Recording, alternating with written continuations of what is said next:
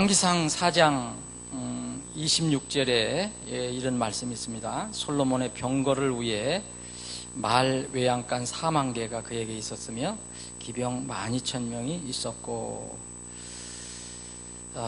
근데 와 대칭되는 말씀이 있거든요. 역대기하 9장 25절에 보면, 역대기하 9장 25절에 보면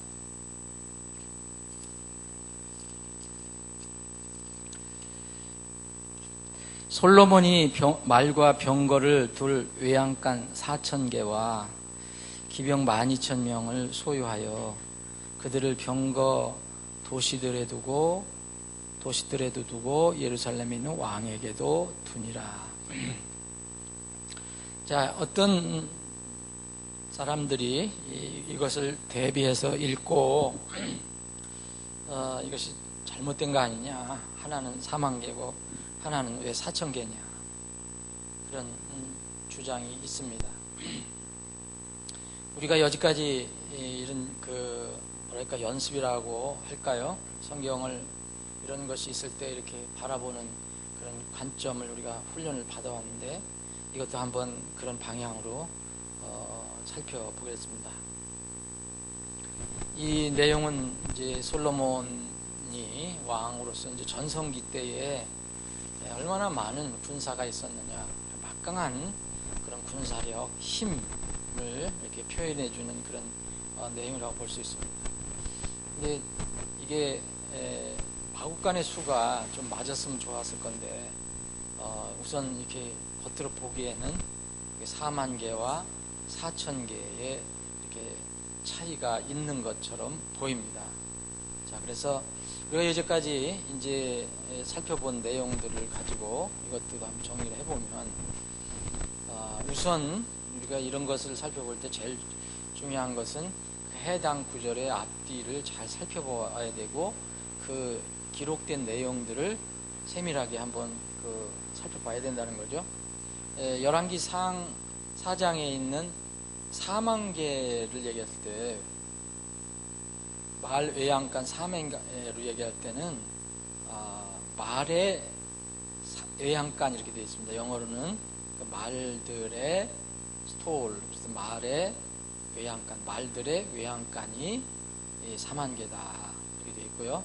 역대기 하에는 그냥 우리 말에는 그냥 외양간 4,000개 이렇게 되어 있지만, 이 영어로는 뭐뭐를 위한, 그래서 말들과 병거들을 위한 외양간 이렇게 되어 있습니다. 여기 열왕기 상에는 병거를 위해 말의 외양간 그렇게 되어 있고요. 4,000개로 이렇게 기술되어 있습니다. 약간 차이를 여러분들이 발견하게 될 것입니다. 물론 어떤 똑같은 내용도 이렇게 기술하는 그런 방향이 이렇게 다를 수도 있겠지만, 여기에서 좀 차이가 있다고 봅니다. 그래서 클라우드 박사 같은 경우는 이것을 이렇게 얘기합니다. 이 다윗 왕이 가지고 있는 말들만을 위해서 만든 마국간의 수는 4만 개고, 또 말과 병거 모두를 둘 수 있는 어떤 다른 종류의 마국간은 4,000개인 것으로 이렇게 본다. 이분은 그렇게 분석을 한 겁니다. 자, 이 말들만을 위해서 이렇게 마국간을 지은 건 4만 개인데, 말과 병거 모두를 한꺼번에 둘 수 있는 그런 마국간은 4,000개로 보는 것입니다. 근데 우리가 이와 비슷한 내용들을 우리가 몇 번 분석한 적이 있습니다. 다른 접근 방법을 한번 보겠습니다. 전에 이제 29번, 30번 우리가 공부를 할 때 살펴본 게 있습니다. 이 병거라는 것은 여러분들 아시죠? 병거는 지금 같으면은 그 장갑차를 얘기합니다. 장갑차인데, 장갑차에는 사람이 하나가 타는 게 아니고 여러 사람이 탑니다. 당시에 병거라면은 바퀴가 몇 개 달려 있는 그런 짐 같은 그런 전쟁 도구인데, 여기에 이제 한 사람이 타는, 말은 당연히 한 사람이 타는 거고요. 여기에 과연 몇 사람이 타고 있느냐. 그래서 우리가 지난번에 살펴봤잖아요.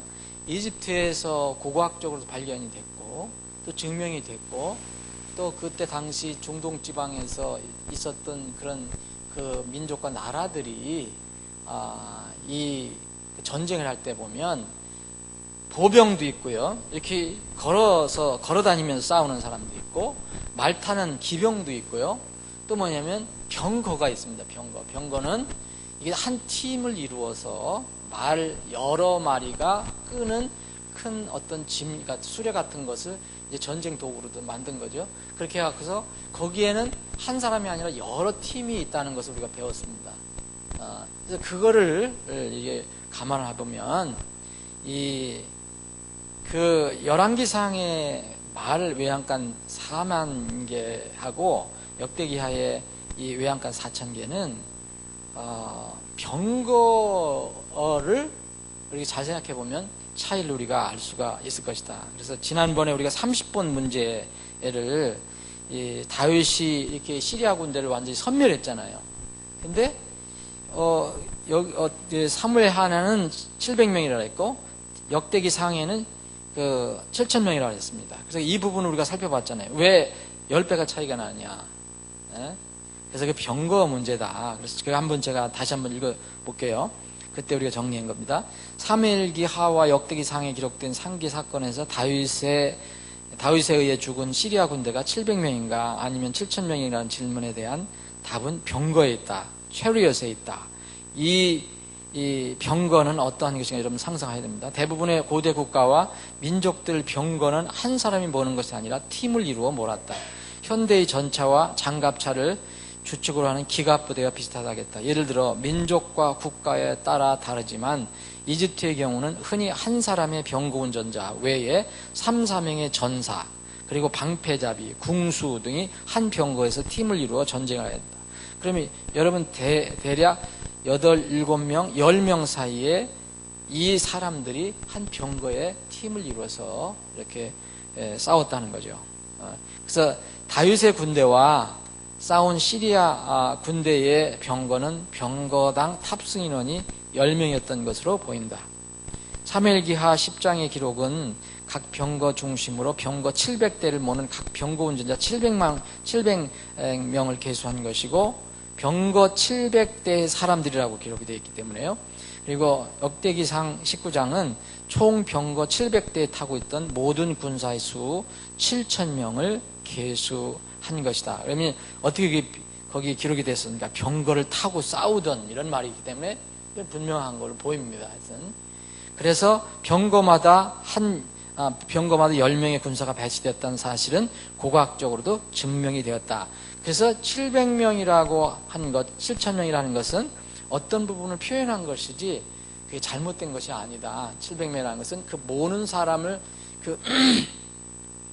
그 사람을 중심으로 해서 병거라고 중점을 얘기했잖아요. 그에서 이제 700명이고 여기 병거를 타고 있던 사람들은 총 7,000명이었다. 그래서 이 당시 병거를 이용한 그런 전쟁에서 병거당 대략 이 10필의 말이 배치되었다면 10마리의 말이 한 조가 된 병거를 둔 마국가는 4,000개로 계수된다. 이게 이제 조라디스 바우라는 그런 분이 이것을 연구해서 이렇게 이야기한 겁니다. 그래서 열왕기상의 개수는 말 한 마리를 묶어두는 것을 마국간으로 계산하면 4만 개가 되고 또 10마리씩 10마리 단으로 한 단위로 둔 병거 기준으로 마국간을 세면 4,000개가 된다는 거예요. 4,000개 이렇게 4,000개가 있어요. 쭉 해보니까 4,000개가 돼요. 4,000개가 되는데 여기에 보니까 이게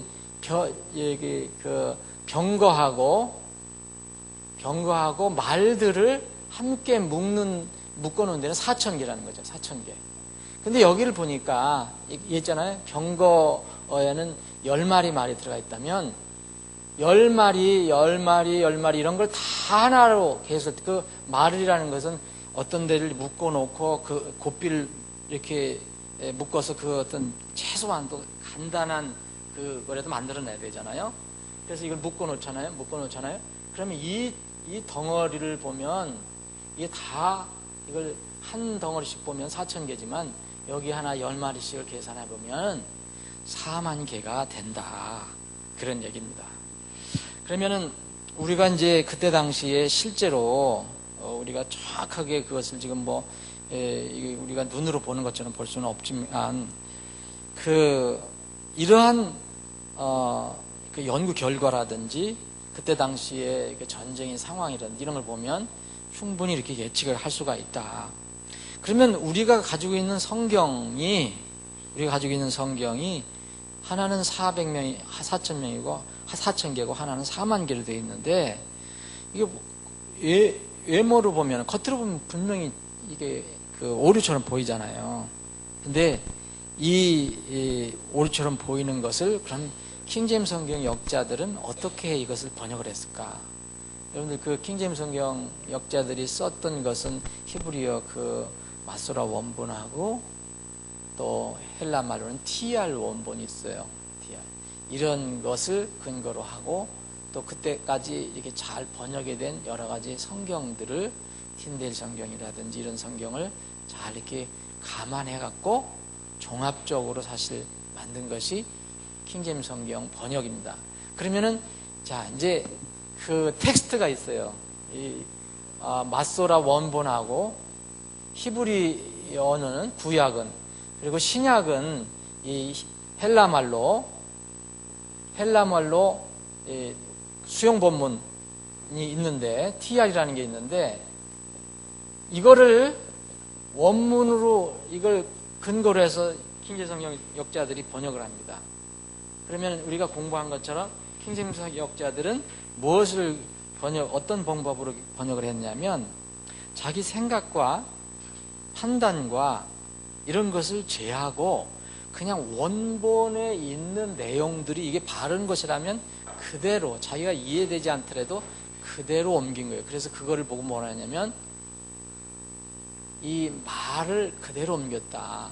그래서 형식을 변화시키지 말고 그대로 옮긴 것을 뭐라 하냐면 형식적 일치기법 그렇게 얘기합니다. 다른 말로 하면은 말을 그대로 옮겼다. 문자적으로 그대로 옮겼다 이거예요. 이 킹제임스 성경 역자들이 봤을 때 여기는 4,000개로 되어 있는데 여기는 4만 개다. 그럼 이게 논리적으로 보면 이게 4,000개든 4만 개든 하나가 통일돼야 하는 거 아니냐? 이 생각해서 역자들이 그 생각을 집어넣어서 번역을 하는 것이 바로 동적 일치기법이라고 합니다. 동적 일치기법. 그것이 바로 그런 방법으로 번역하는 것이 지금 현대에 나온 모든 대부분의 성경입니다. 대표적인 이제 영어로는 NIV가 있습니다. NIV는 신국제역이라고 해요. New International Version이라고 하죠. 이게 영어로 된 게서 사람들이 제일 좋아하는, 그러니까 제일 많이 퍼져 있는 겁니다. 이게 대표적으로 뭐냐면 이 말을 그대로 단어를 단어대로 옮기는 게 아니고 그 번역하는 사람의 판단을 많이 하는 겁니다. 이게 왜 이게 4만 개고 4천 개냐? 그럼 하나로 통일하자. 4,000개로 통일하자. 이렇게 번역하는 겁니다. 그런데 이 킹제임스 성경 역자들이 번역한 건 뭐냐면 말씀드린 대로 문자적 일치기법입니다. 우리가 지금 잘 모르겠지만 여기에 원본을 하나님께서 보존해 주신 성경에 보니까 4만 개로 되어 있고 4,000개더라. 지금 우리가 이해 못하더라도 그럼 그걸 그대로 번역하자. 이게 문자적 일치기법입니다. 오늘 형식, 그대로 있는 형식 그대로 따온다. 이게 대표적인 게 이제 KJV입니다. 그러면 이제 이것을 이해하기 위해서 제가 이 말씀을 드리는 거거든요. 근데 지금 많은 성경학자들이나 이게 성경 해설가들 이런 사람들이 얘기할 때 보면 지금 현대 4만 개하고 4천 개가 오니까 뭐라고 생각하느냐면 이건 뭔가는 문제가 있는 거 아니냐. 그래서 필사할 때 쭉 이렇게 영감받은 성경에서 한 성경에서 이렇게 사람들이 이렇게 복사를 할 때 베꼈을 때 착오를 했는가 보다. 그러니까 이 4만 개냐 4천 개를 하나로 통일해야 된다. 그래서 지금 현대의 성경 주석가들이나 학자들이 이건 필사상의 오류다. 그래서 자기들 나름대로 조사를 해보니까 4만 개는 0을 하나 더 쳤더라. 0을 하나 더 쳤더라. 4천 개인데 4만 개를 냈더라. 그래서 4천 개로 통일시키는 것이 지금 이 시대의 현대의 성경 기법입니다. 그것을 바로 동적 일치기법이라고 해요. 동적. 움직인다는 거예요. 움직인다는 그때마다. 그런데 이 원래 원본, 잘 보존된 이 성경 원본을 가보니까 그대로 이렇게 돼 있더라 이거예요. 이건 4만 개, 4천 개로 돼 있더라는 겁니다. 자, 그 내용입니다. 저기 제가 뒤에 있는 부분을 보면, 그래서 이 4만 개를 4천 개로 수정했습니다. 그래서 제가 NIV를 직접 이렇게 찾아봤습니다. NIV를 찾아봤더니 실제로 여기에 4만 개가 4천 개로 바뀌어져 있어요. 그 NIV는. 근데 이 사람들이 주장하는 것은 이게 원본에 이렇게 되어 있지만 이게 분명히 필사상이 잘못되어 있기 때문에 잘못된 거로 생각하니까 이 4천 개가 맞는 것 같다. 그래서 4천 개로 바꿨습니다. 그러니까 보기에는 이거나 4천 개 되어 있으니까 아무 문제가 없는 거예요. NIV에는. 그런데 다른 성경을 이렇게 찾아봤습니다. 제가 가지고 있는 성경. 했더니 지금 현대인, 소위 현대인 성경이라고, 현대 성경이라고 번역본이라고 하는 NRSV, 리빙 바이블, 심지어는 그 여호와의 증인이 번역한 성경이 있거든요. 신세계역이라고, NWT, 이 New World Translation 이런 것도 있는데, 이것도 한번 제가 가지고 있는 것을 이렇게 살펴봤더니 그거는 또 다 4만 개, 이건 4만 개, 4천 개 돼 있어요. 주로 동적 일치 기법을 많이 사용하는 이런 번역본인데도 이건 그대로 돼 있어요. 킹제임스 성경처럼. 그럼 원본을 가보니까 이렇게 돼 있다는 거예요. 그러면 NIV는 어떻게 해서 저기 4천 개로 바뀌었을까? 이런데 지금 NIV 성경을 많이 구할 수 있습니다. 그래서 NIV 성경 제가 이렇게 찾아봤더니 그 NIV에 4천 개로 이렇게 해놓고 거기다가 표시를 하나 해놨어요. 무슨 표시를 해놨어요. 그리고 이걸 각주를 달아놨어요. 밑에다가. 이 각주를 해서 이거는 이렇게 된 거다. 표현을 했어요. 그 내용이 바로 거기에 제가 정리해드린 겁니다. 어떻게 신국제역 NIV는 실제로 히브리 마소라 본문의 열왕기상의 4장에 나인 마국간의 수가 4만 개라는 사실을 인정합니다.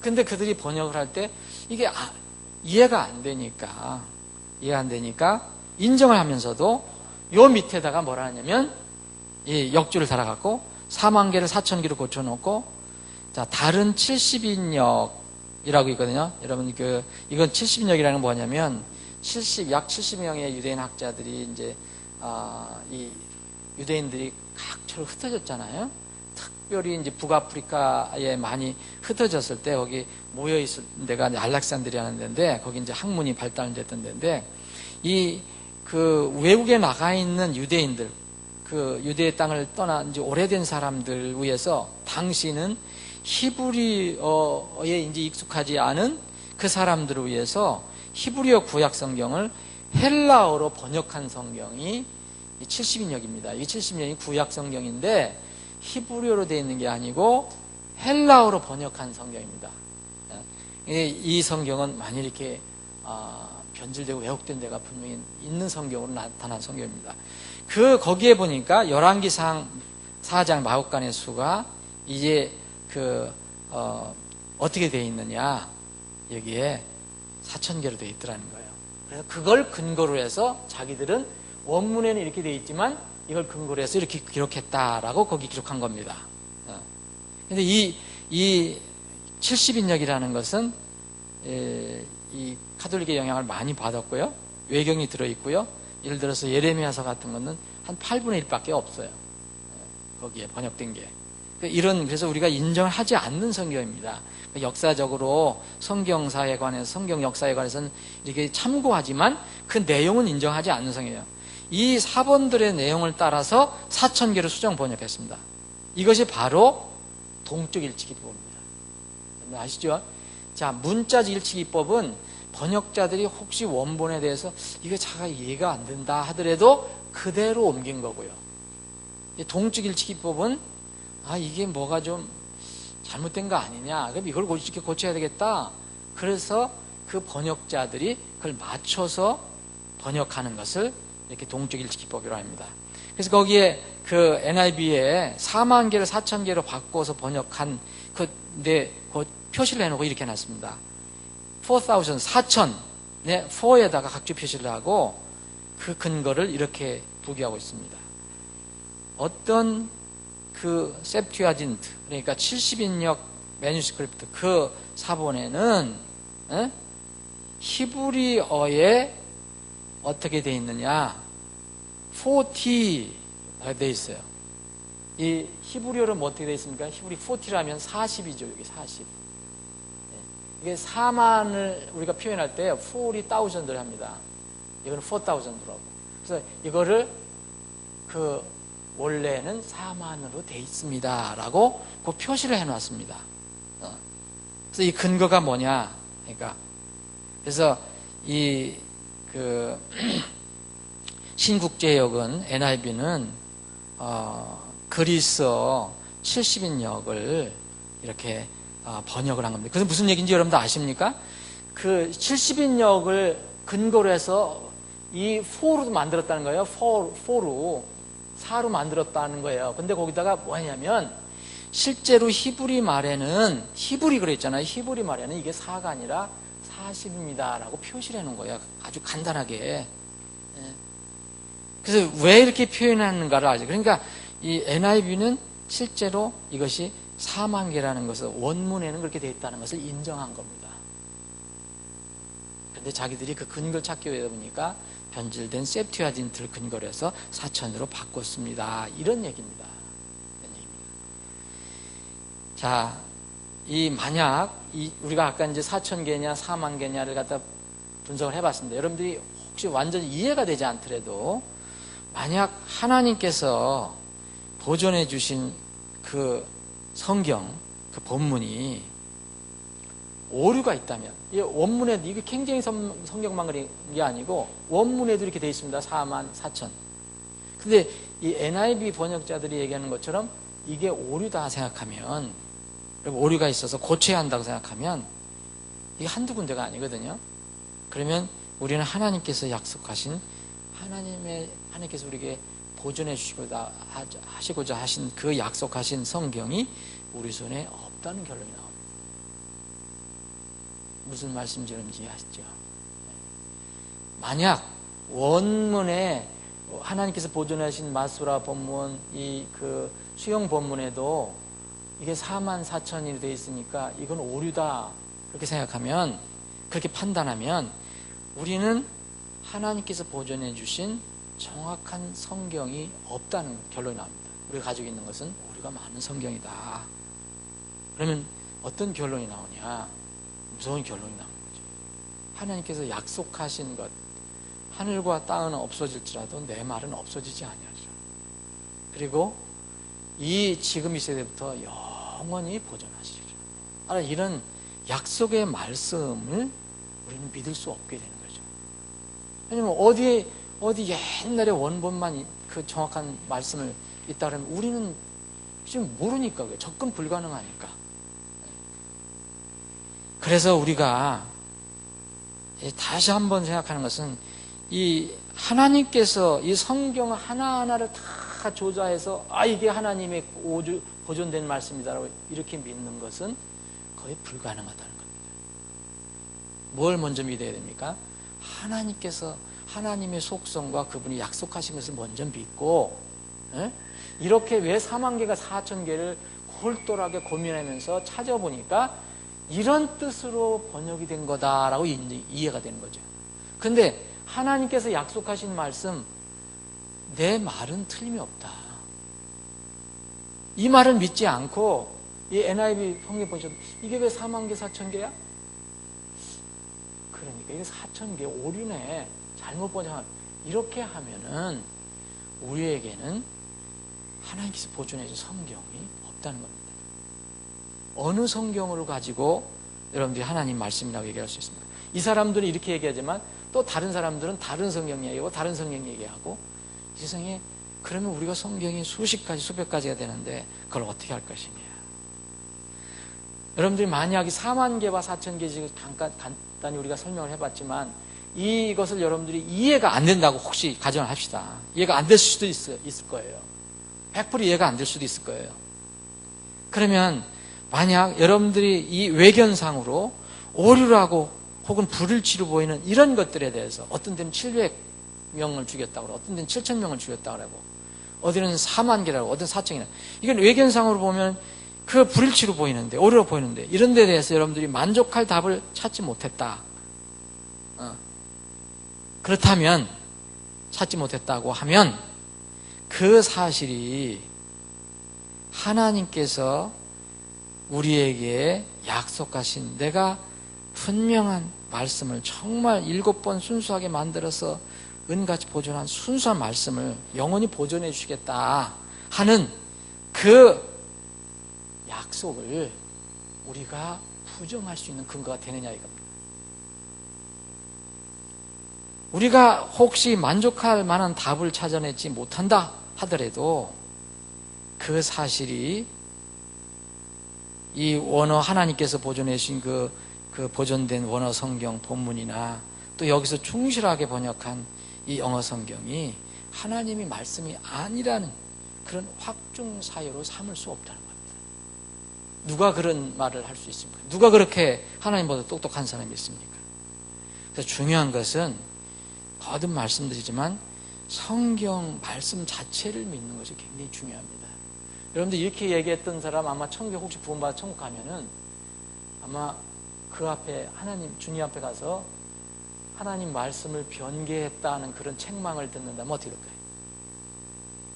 너무나 인간적인 판단 아닙니까? 너무나 인간적인 판단.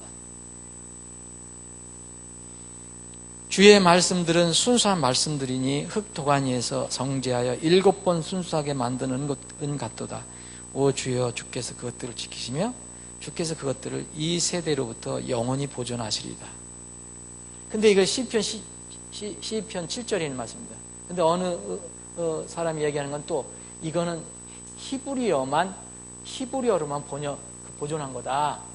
그 번역한 것은 보존에 여기 해당되지 않는 거다고 얘기했지만 그 사람에게도 마찬가지입니다. 그럼 4만 개, 4천 개는 히브리 본문에도 그대로 되어 있습니다. 히브리 본문에도 4만 개하고 4천 개. 그걸 그대로 자기 생각으로 이건 뭐가 잘못된 것 같네. 그러면은 번역본이든 원본이든 똑같은 그런 오류를 범할 수가 있습니다.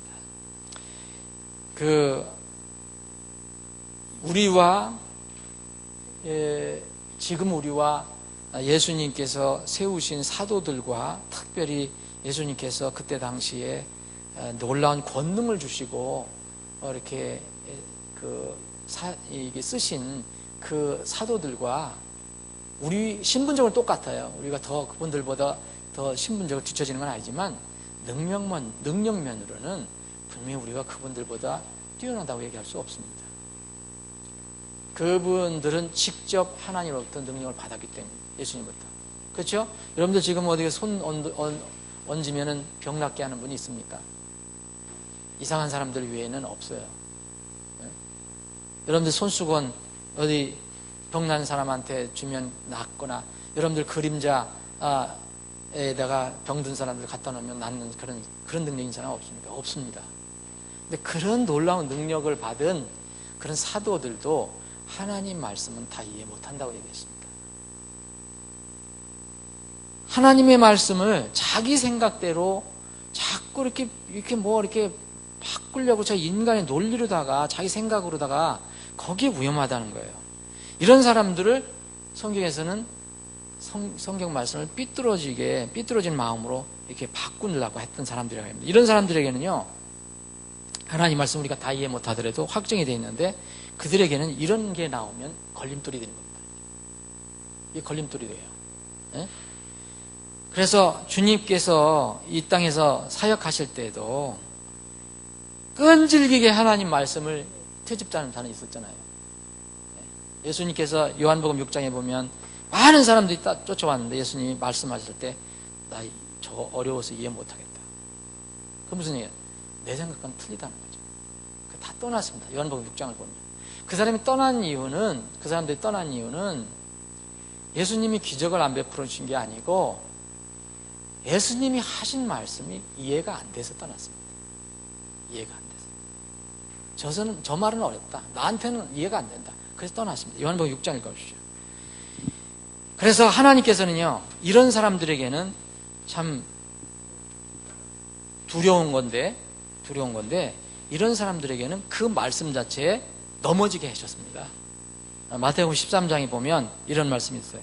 들을 귀 있는 자는 들을지어다 하시니라. 9절 보면 제자들이 나와 그분께 이르되 어찌 그들에게 비유로 말씀하시나이까 하며 그분께서 그들에게 대답하여 이르시되 하늘의 왕국의 신비들을 아는 것이 너희에게는 허락되었으나 그들은 허락되지 아니하였기 때문이니 있는 자는 누구든지 받아서 더 풍성하게 될 터이나 없는 자는 누구든지 자기에게 있는 것도 빼앗기라. 그러므로 내가 그들에게 비유로 말하는 것은 그들이 보아도 보지 못하고 들어도 듣지 못하며 깨닫지도 못하기 때문이라. 이사의 대언이 그들의 안에서 성취되었으니 이르렀을 때 너희가 듣기는 들어도 깨닫지 못하며 보기는 보아도 알지 못하리라. 이 백성의 마음은 무디어지고 그들의 귀는 듣기에 둔하여 그들의 눈은 감았나니 이것은 언제라도 그들이 눈으로 보고 귀로 듣고 마음으로 깨달아 해시며 내게 고침을 받지 못하게 하려 하였느니라. 이 사람들이 바로 하나님 말씀 때문에 넘어지게 됩니다. 걸림돌이 돼요. 자기들의 생각대로 그게 안 맞기 때문에. 이 데살로니가 후서에 보면 또 이런 말씀이 있습니다. 2장에 보면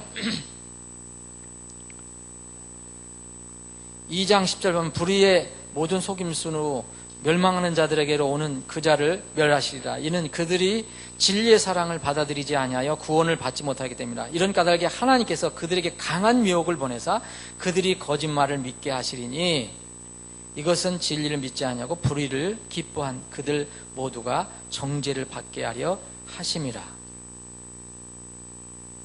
나중에는요, 하나님께서 정말 미혹을 보내버려요. 미혹. 그래서 그것을 통해서 넘어지게 합니다. 하나님께서 끝까지 마지막까지 견디시다가 어느 하나님의 섭리 가운데 하나님 판단하시기에 이것이 끝이다 할 때는 그 사람들에게 미혹을 보내서 다시는 구원받지 못하게 하신다는 말입니다. 무서운 말입니다. 2장 6절 베드로전서 2장 6절에 이런 말씀입니다. 그런즉 성경 기록에도 보라 내가 선택한 보배로운 으뜸 모퉁이 돌을 시온에 두노니 그를 믿는 자는 당황하지 아니하리라 하신 말씀이 들어있느니라. 그러므로 그분께서 믿는 너희에게 보배로우나 너희에게는 보배로우시나 불순종하는 자들에게는 건축자들이 거부한 그 돌이 되셨느니라. 바로 그 돌이 모퉁이의 머릿돌이 되고 걸림돌과 실족하게 하는 반석이 되되 순종하지 아니하여 말씀에 걸려 넘어지는 자들에게 글이 되었나니 그들은 또한 그렇게 되도록 정하여졌느니라. 말씀에 걸려 넘어지는 자들이 있습니다. 그래서 베드로는 뭐라 했냐? 자기가 이해 안 됐을 때도 밀어놓은 겁니다. 여기서 베드로후서 보면은 그래서 2장 16절에 보면 그의 모든 서신에도 이것들에 관해 그 안에 말하였을 때 그 안에 깨닫기 어려운 것들이 들어있으므로 이것은 보니까 바울 사도의 서신을 베드로가 읽었는데 깨닫기 어려운 것이 들어있더라 이거예요. 그러니까 배우지 못하여 불안정한 자들이 다른 성경 기록들과 같이 그것들도 왜곡한다는 게 뭔가 뒤튼다는 거죠. 뒤트는 거예요. 자기 생각대로. 이렇게 NIV처럼 분명히 원본에 이렇게 있지만 우리 이해는 잘 안 된다 그러니까 마음대로 바꿔놓는 겁니다. 왜곡하다가 뒤틀어 놓다가 스스로 파멸에 이르느니라. 그러면서 그러므로 사랑하는 자들아 너희가 이것들을 미리 알았은즉 저 사악한 자의 오류에 이끌려 너희도 너희 자신의 굳건함에 떨어지지 아니하도록 주의하라 그랬습니다. 다시 한 번 말씀드리지만 어떤 분이 성경을 다 아는 것처럼 얘기하는 사람은 여러분들 경계하셔야 됩니다. 그리고 다른 사람들은 성경을 잘 모르는 것 같다. 나는 이렇게 성경을 많이 아는데 왜 모르냐. 그런 태도로 나간 사람 정말 주의해야 됩니다. 그게 끝이 정해져 있습니다. 절대로 우리는 하나님 말씀에 우리가 혹시 이해되지 않는 부분이 있더라도 그거는 미뤄두면 됩니다. 의심하거나 그때 손을 대면 안 돼요. 그러면 이 말로가 이렇게 됩니다. 왜곡한다는 것은 말씀을 자꾸 뒤툰다는 거예요. 있는 대로 보지 않고. 우리가 성경을 공부하는 이유는 이 아침에 공부하는 것은 우리가 다 100% 완전하게 여러분들이 다 이해가 되게 하도록 공부하는 건 아닙니다. 그 불가능합니다. 예수님도 그렇게 못하셨습니다. 우리가 지금 공부하는 것은 하나님의 말씀이 어미하신 하나님의 말씀이기 때문에 그것을 있는 대로 받아들이는 그런 훈련입니다. 아버지 하나님, 오늘도 모이게 하시고 말씀을 나눌 수 있는 기회를 허락해 주시면 감사합니다. 우리에게 어미한 말씀을 주시면 감사합니다. 우리 생각과 우리 뜻, 그리고 우리의 능력으로, 우리 이해력으로는 때로는 이해가 때로는 부족할지라도 우리는 의심하지 않고 그것이 하나님께 보정된 말씀이라면 우리를 깨닫게 해줄 때까지 겸손히 그 말씀 앞에 부복하는 우리들이 되기를 원합니다. 아버지 하나님, 이 시간 이후로 진행되는 모든 예배의 절차를 주님 주장해 주시고 이 예배의 절차를 통해서 주님 영광 받아 주옵시고 우리는 주님께서 예배하신 그 은혜를 마음껏 누리는 기쁜 시간들이 되게 하여 주옵소서. 거룩하신 예수님의 이름으로 기도합니다. 아멘.